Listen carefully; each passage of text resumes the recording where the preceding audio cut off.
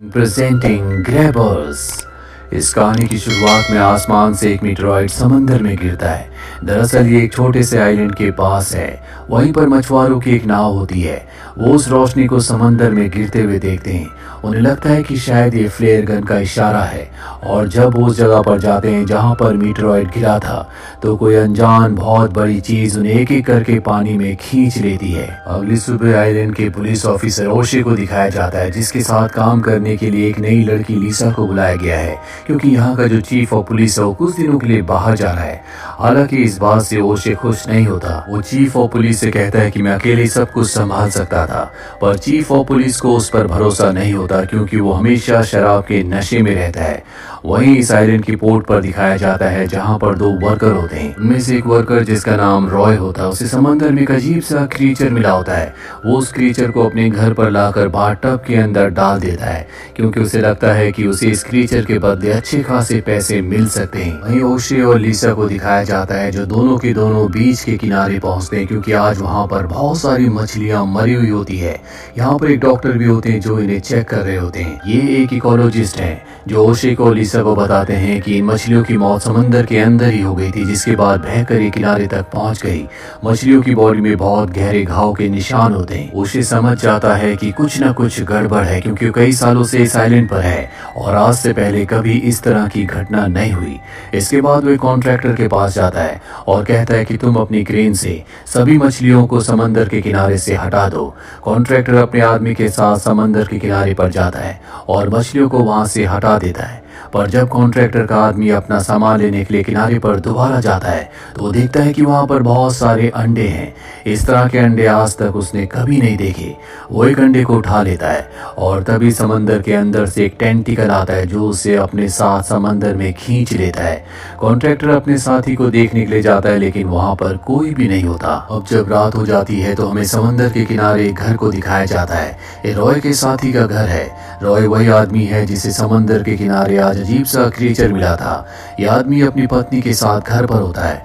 तभी से बाहर से कुछ आवाज आती है और जब ये विंडो से बाहर देखता है तो वहां पर इसी का एक दूसरा साथी हवा में लटका होता है और अगले पर वो नीचे गिर जाता है। अब ये उसे देखने के लिए बाहर आता है, लेकिन तभी कोई चीज उसे आसमान में ऊपर खींच लेती है।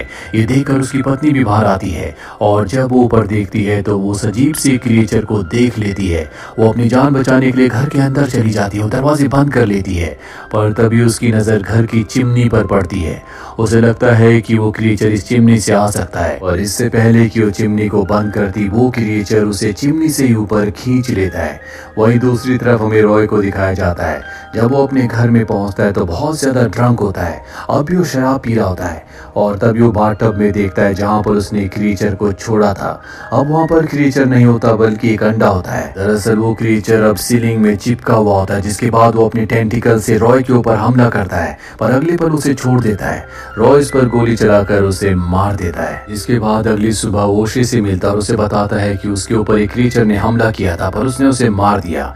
ये सब उस क्रिएचर को डॉक्टर के पास ले जाते हैं और जब डॉक्टर उस क्रिएचर को देखता है, उसकी जांच करता है, तो बताता है कि मैंने आज से पहले इस तरह का क्रिएचर कभी नहीं देखा। रॉय बताता है कि इस क्रिएचर का साइज बहुत जल्दी बढ़ता है। जब सुबह मैंने इसे बाथटब में रखा था तो ये बहुत छोटा था, पर शाम होते होते बहुत बड़ा हो गया।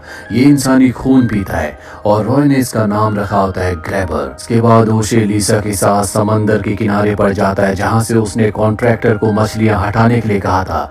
वो देखता है कि कॉन्ट्रैक्टर की गाड़ी अब भी वहां पर है। चाबी भी गाड़ी में लगी होती है। उसे कुछ समझ नहीं आता कि ये सब क्या हो रहा है, क्योंकि कभी भी कॉन्ट्रैक्टर अपनी गाड़ी इस तरह से नहीं छोड़ता था। ओशे इन्वेस्टिगेशन करने के लिए पास ही के घर में जाता है और ये रॉय के उसी साथी का घर होता है जिस घर में रात को क्रीचर ने हमला किया था और पति पत्नी दोनों को मार दिया था। यहाँ पहुंच के ओशे और लिसा को समझ में आ जाता है कि वो क्रीचर बहुत ही खतरनाक है, वो इंसानों को मार रहा है। अभी रॉय इनके पास आता और अपने घर ले जाता है जहाँ पर उसके घर की दीवार टूटी हुई होती है और उसका बाथटब भी बाहर होता है जिसके अंदर उसने अंडा रखा था। इसका मतलब ये है कि उस अंडे से क्रीचर निकल कर यहाँ से भाग गया। रॉय ने ये भी बताता है कि ये क्रीचर सिर्फ पानी में रह सकता है। एक रात पहले बारिश हो रही थी, इसीलिए समंदर से वो क्रीचर बाहर आ गया और अब इन सब की चिंता और भी बढ़ जाती है, क्योंकि जल्दी बारिश का मौसम शुरू होने वाला है और एक बार बारिशें होना शुरू हो गई तो वो क्रिएचर बाहर आकर कई लोगों को मार देगा। रॉय कहता है कि मुझे पता है कि उस क्रिएचर ने अंडे कहाँ पर दिए होंगे, और इसके बाद वो समंदर के किनारे बहुत बड़ी चट्टानों के बीच में गुफा में इन दोनों को ले जाता है, लेकिन वो खुद अंदर नहीं जाता।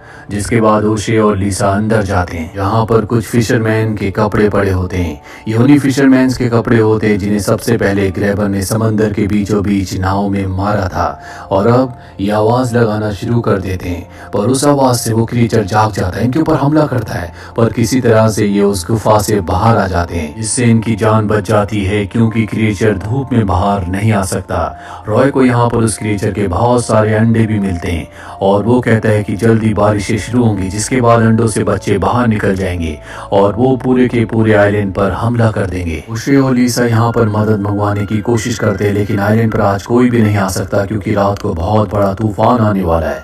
इसीलिए दोनों के दोनों डॉक्टर की लैब में जाते हैं ताकि इस क्रिएचर की कोई कमजोरी पता लगा सके, और उस जगह से बाहर निकल जाता है। जिसके बाद ओशे इस क्रिएचर पर आग लगा देता है, पर वहां पर जो फायर अलार्म होता है वो बच जाता है। पानी उस क्रिएचर के ऊपर गिरता है और ये क्रिएचर एक बार फिर से जिंदा होकर ओशे के मुंह पर चिपक जाता है, और ये ओशे को ज्यादा नुकसान नहीं पहुंचा पाता। जल्दी ये ओशे के मुंह से उसे छुड़ाकर मार देते हैं, और अब रॉय भी अंदर आ जाता है। डॉक्टर समझ जाता है कि ये जो क्रिएचर खून और पानी पर जिंदा रहते हैं, दरअसल अल्कोहल को बर्दाश्त नहीं कर पाता। इसके ब्लड में भी अल्कोहल होगा, वो अल्कोहल इन क्रिएचर्स के लिए पॉइजन के समान होगा।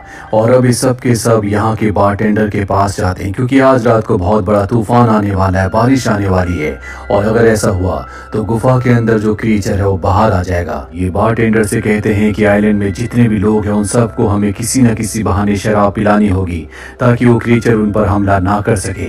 पर क्रिएचर के बारे में किसी को पता नहीं लगना चाहिए, क्योंकि अगर लोगों को क्रिएचर के बारे में पता चला तो सब के सब डर जाएंगे। ओशे लिसा से कहता है कि मैं आज शराब नहीं पीऊंगा क्योंकि मुझे सबको बचाना है, लेकिन तुम्हें शराब पीनी होगी। हालांकि लिसा शराब नहीं पीती और वो ओशे के कहने पर शराब पी लेती है क्योंकि वो कहीं न कहीं ओशे से अब प्यार करती है। उसके शराब पीने के बाद उसके ब्लड को निकालकर उस क्रिएचर पर डाला जाता है जो अभी अभी अंडे से बाहर निकला है, और जब लिसा के ब्लड को उस पर डाला जाता है तो उसकी मौत हो जाती है।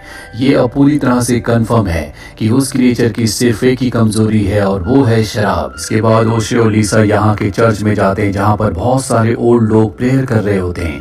ये उन्हें कहते हैं कि तुम सबको आज बार में जाना होगा क्योंकि वहाँ पर मुफ्त की वाइन मिल रही है। सब के सब बार में चले जाते हैं क्योंकि ये ईरिश लोग हैं जो वाइन पीने के, शराब पीने के बहुत शौकीन है। वहां पहुंचने के बाद सब के सब शराब पी लेते हैं। वहीं ओशे और लिसा बाहर कार में बैठे होते हैं और तभी बारिश होना शुरू हो जाती है, जिसके बाद एक आदमी अंदर से बाहर पी करने के लिए आता है क्योंकि अंदर वॉशरूम पूरी तरह से फुल होता है। और जब वो बाहर आता है तो देखता है कि वहां पर बहुत सारे छोटे छोटे क्रिएचर्स आ चुके हैं। इससे पहले कि वो कुछ समझ पाता वहां पर बड़ा क्रिएचर यानी कि ग्रैबर आ जाता है जो उस आदमी को मार देता है।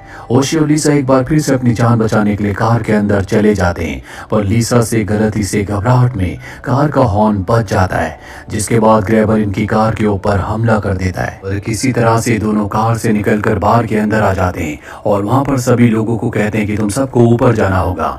बार का जो ओनर होता है बताता है कि अब शराब खत्म हो चुकी है, अगर हमें शराब चाहिए तो दूसरी बिल्डिंग में जाना होगा, जो पूरी तरह से नामुमकिन है क्योंकि बाहर ग्रैबर आ चुका है। अतः बार के अंदर भी छोटे छोटे ग्रैबर्स आ चुके हैं, इसीलिए ओशे सबको ऊपर जाने के लिए कहता है और अब सबके सब ऊपर चले जाते हैं।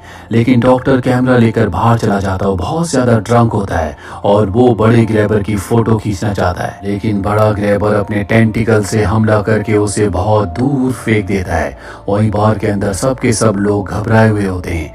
रॉय कहता है कि वो बड़ा ग्रैबर यहाँ से नहीं जाएगा, वो यहाँ पर ओशे के लिए आया है क्योंकि ओशे के ऊपर उसने पहले हमला किया था और अब वो अपने शिकार को दोबारा यहाँ पर लेने के लिए आया है।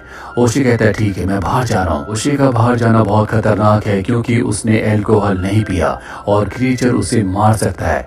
लिसा उसे बाहर जाने से रोकती है और कहती है क्यों ना हम इस क्रिएचर को कंस्ट्रक्शन साइट पर लेकर जाए क्योंकि वहां पर बुलडोजर है और उस बुलडोजर से हम इसे वहां पर फंसा लेंगे और जब सुबह होगी धूप निकलेगी तो ये क्रिएचर अपने आप ही मारा जाएगा। ओशे को उसका प्लान अच्छा लगता है, इसलिए गाड़ी लेकर वो लिसा के साथ यहाँ से कंस्ट्रक्शन साइट की तरफ निकल पड़ता है।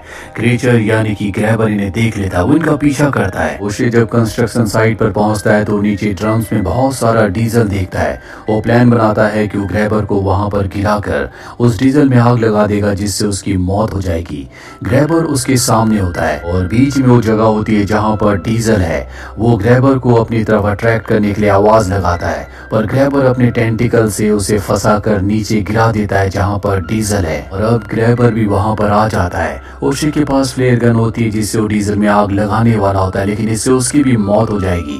पर इससे पहले कि वो ऐसा करता, लीसा बुलडोजर लाकर क्रिएचर को वहां पर फंसा देती है और ओशे को लेकर ऊपर जाती है। यहाँ वो उसे वाइन की बोतल देती है क्योंकि उसे यहाँ पर वाइन की एक बोतल मिल गई थी। पर इससे पहले कि ओशे वाइन पीता, क्रिएचर का एक टेंटिकल उसे पकड़कर अपनी तरफ खींच लेता है और जब वो ओशे को खाने वाला होता है कि ओशे उसके मुंह के अंदर सारी की सारी वाइन शराब डाल देता है, जिससे वो ग्रैबर वो क्रिएचर ओशे को दूर फेंक देता है। और अब ओशे के पास जो फ्लेयर गन होती है उससे वो डीजल के ड्रम पर फायर करता है और यहाँ पर एक बहुत बड़ा ब्लास्ट होता है जिससे ग्रैबर मारा जाता है। दरअसल ये ग्रैबर आसमान से गिरे उसी मेट्रोइड के साथ धरती पर आया था जिसे हमने इस कहानी की शुरुआत में देखा था। इसका मतलब ये है कि ये ग्रैबर एक एलियन था और अब उसका खात्मा हो चुका है। साथ ही उसके जितने भी बच्चे थे उन्हें पहले से मारा जा चुका है और वैसे भी अब इंसानों को पता है कि इन ग्रैबर्स को कैसे मारा जा सकता है। और इसी के साथ ये फिल्म, ये कहानी यहीं पर खत्म हो जाती है। उम्मीद करते हैं कि ये कहानी आपको पसंद आई होगी।